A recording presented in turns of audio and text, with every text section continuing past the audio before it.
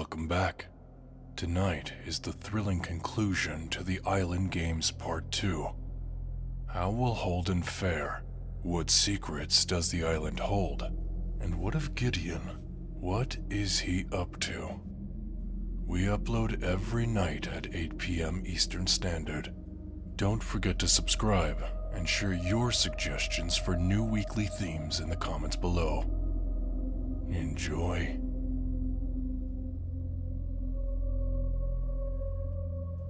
Holden sat beneath the canopy of a towering banyan tree, his hands trembling as he cleaned the blood off his knife with the corner of his jumpsuit.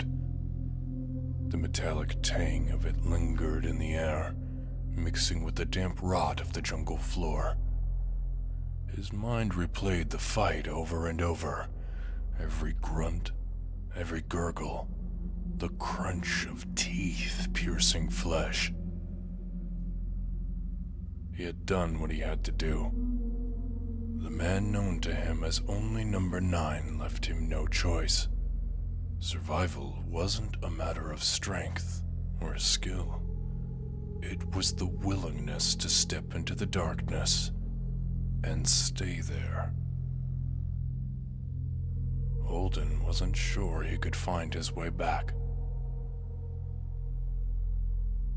The jungle was alive with predators, not just the ones stalking in the trees or slithering through the underbush, but the human ones, the other contestants. Holden moved cautiously, guided by the blinking device in his satchel. The map wasn't perfect, but it was better than wandering blindly. Each zone of the island held something different. Natural dangers, caches of supplies, and, of course, other people. He came upon the body at dusk. It was a woman, her jumpsuit marked with the number 7. She hung upside down from a tree, her throat slit cleanly. The blood had pooled beneath her, soaking into the earth like a grotesque offering. Holden swallowed the bile rising in his throat. He checked her satchel. Empty. Whoever had done this had taken whatever they needed and left her as a warning. The sound of a branch snapping sent him diving into the bushes. His heart hammered in his chest as he gripped his knife, holding his breath as footsteps approached. The man who emerged was tall and lean, his face hidden by a scarf wrapped around his lower jaw. His jumpsuit read number 3. He moved with a predator's grace, his eyes scanning the area. Holden stayed perfectly still, the blade slick in his hand. The man lingered near the body for a moment before disappearing into the trees.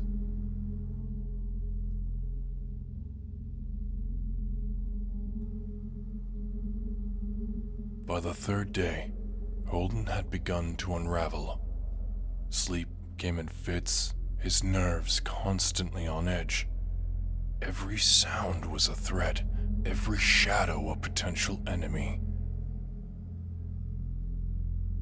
He would come across a small cave in the northern zone, its entrance hidden by a thicket of vines.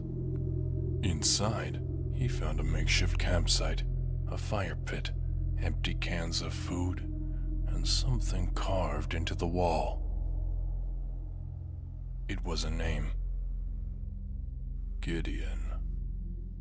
Below it, jagged scratches marked the days someone had spent there.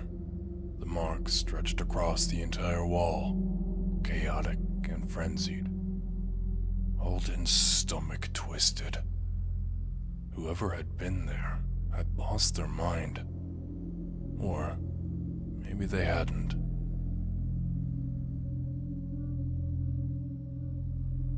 Holden's first encounter with Gideon replayed in his mind. The man in the white suit had been calm, almost amused as he explained the rules of the games. The prize was power, wealth, and freedom. But something about it had felt off. Holden thought about the scratches on the cave wall, the madness etched into stone. He thought about the other contestants, each of them dropped here like pieces on a chessboard.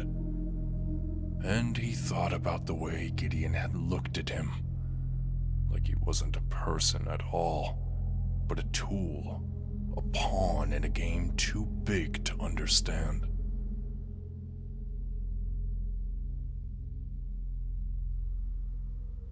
The second kill was worse than the first. Holden stumbled upon a man at a watering hole, his jumpsuit marked with the number 5. The man was older, his hair streaked with gray, but his hands were steady as he washed blood from them. Don't, the man said without looking up. You'll lose what's left of your soul. I don't have a choice, Holden replied, his voice hollow. The man turned, his face a mask of exhaustion. You always have a choice. You just don't want to make it. The fight was brutal. The older man was stronger than he looked, his hands like iron as they grappled in the dirt. Holden's knife found its mark, plunging into the man's side again and again and again until he stopped moving. Holden sat there for a long time, staring at his bloodied hands.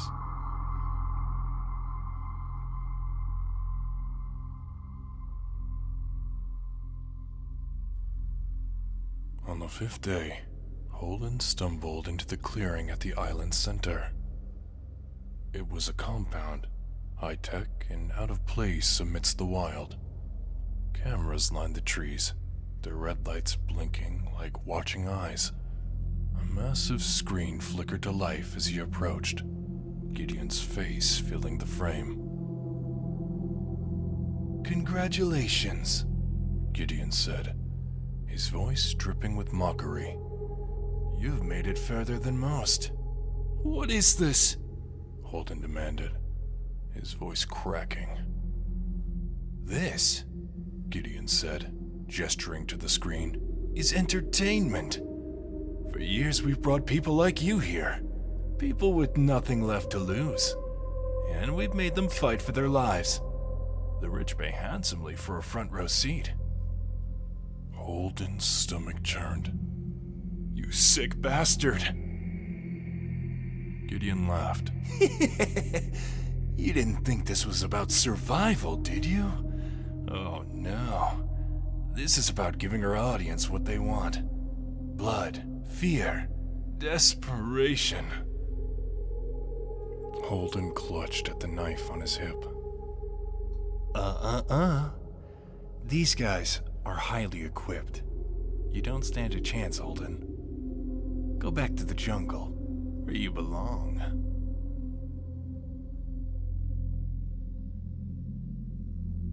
Holden stumbled back into the jungle, his mind reeling.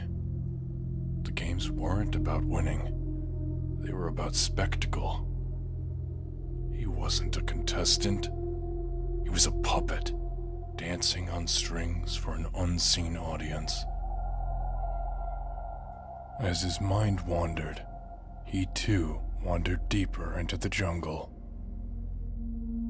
Had he been paying attention, he might have seen number 3 coming. The blade came swift and clean, cutting across his throat. Holden fell to the ground, his blood soaking into the earth. As the world faded, the last thing he heard was Gideon's laughter, echoing through the jungle.